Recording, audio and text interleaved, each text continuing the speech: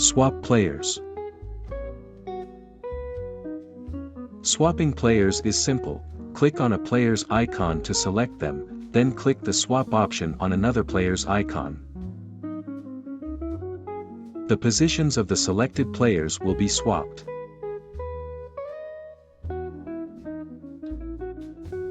You can also swap a player with an external file.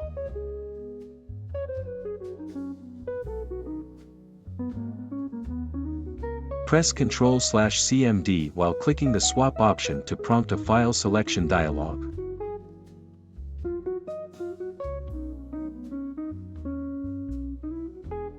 Swapping is useful for Team Composites to easily rearrange player positions.